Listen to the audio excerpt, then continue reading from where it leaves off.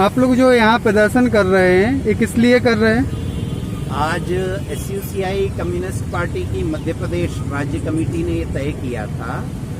कि सरकार ने इस दौरान जितने जन विरोधी कदम उठाए, कोरोना काल के बहाने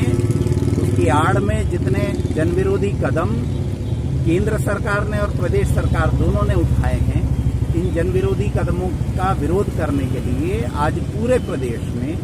प्रदेश के तमाम जिलों में एक साथ आज के दिन विरोध प्रदर्शन किया जाएगा। और इसी के तहत आज हम लोग ग्वालियर में यहाँ पर विरोध प्रदर्शन कर रहे हैं और इसके पश्चात कलेक्टर को एक 10 सूत्रीय मांगों का ज्ञापन दिया जाएगा। आप जैसा देख रहे हैं कि एक तो बिजली के बिल ज़्यादा से ज़्यादा आए हैं, मतलब बिजली के बिल 3 गुना 4 गुना तक आए और जब इसको लेकर हल्ला मचा और सरकार को समझ में आया कि अभी 24 जो है विधानसभा सीटों पर उपचुनाव की ओर सरकार को जाना है, तो उन्होंने एक झांसा फेंक दिया कि ये आधे बिजली के बिल ही जमा करने हैं, लेकिन उसके लिए जो नोटिफिकेशन आया है उसमें लिखा हुआ है कि अभी फिलहाल आधे जमा करवाइए और उसके बाद जब समीक्षा होगी तब उसका बकाया वापस लिया जाएगा। तो चुनाव तक ये जनता को झांसा देना है। मध्य प्रदेश में शिवराज सरकार ने कृषि का जो है उसको उसकी खरीद निजी कंपनियों को भी खरीदने की छूट दे दी है। हम जानते हैं इससे न केवल किसानों का शोषण होगा, बल्कि सरकार के पास जो स्टॉक रखा होता है अच्छे अनाज का, वो स्टॉक भी सरकार के पास नहीं रह जाएगा। जैसे सरकार आपदा या दूसरे समय के दौरान, जैसा अभी हमने देखा, अभी जरूरत पड़ी, जनता भूखी मर रही थी, लेकिन 6.5 लाख टन अनाज प्रदेश के गोदामों में सड़ गया और इसे जो है लोगों में बांटा नहीं गया, गरीबों में बांटा नहीं गया। इसी तरह हम लोग देख रहे हैं कि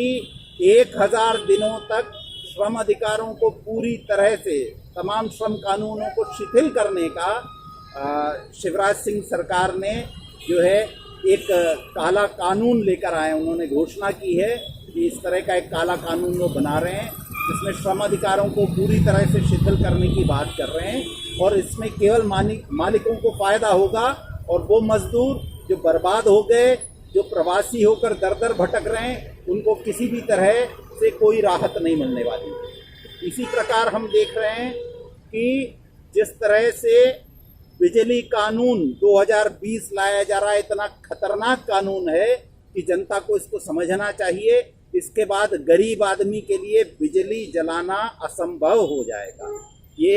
एक तयशुदा बात। इसी तरह हम लोगों ने और भी जैसे मांग उठाई है कि मध्य प्रदेश में शराब को पूर्णतः प्रतिबंधित किया जाए।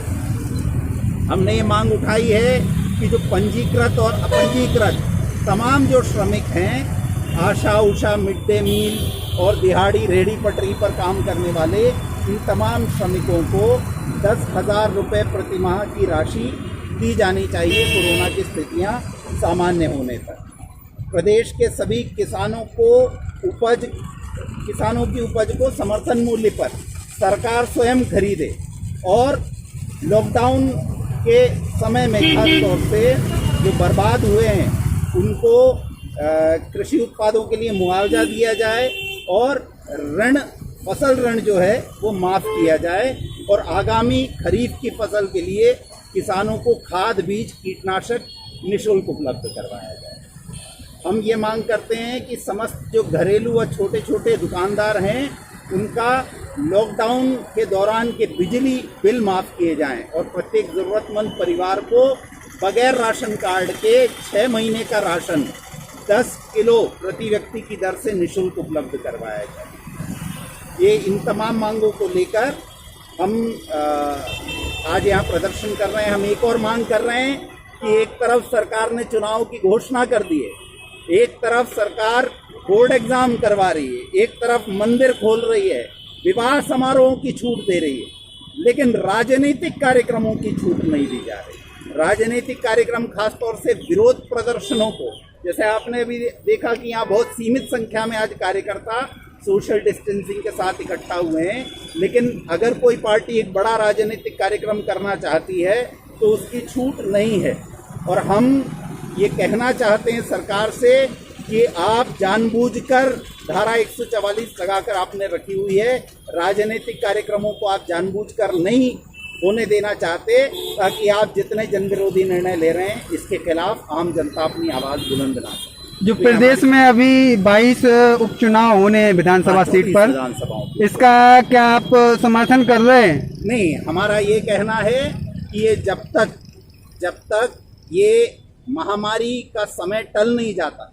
तब तक ये चुनाव भी नहीं होने चाहिए, क्योंकि आप एक तरफ तो प्रदेश की जनता को खतरे में डालेंगे और दूसरी तरफ आपने तमाम राजनीतिक गतिविधियां बंद करवा रखी। चुनाव क्या है, जहां पर बहुत सारे प्रत्याशी और उम्मीदवार खड़े होते हैं और जनता के बीच जाते हैं, जनता के बीच जाकर अपनी बात रखते हैं, जनता के बीच जाकर अपना एजेंडा रखते हैं,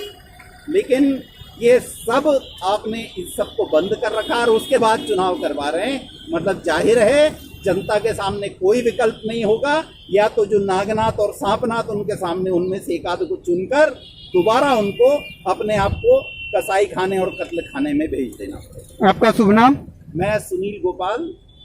जिला सचिव socialist unity centre of India communist party Gwalior.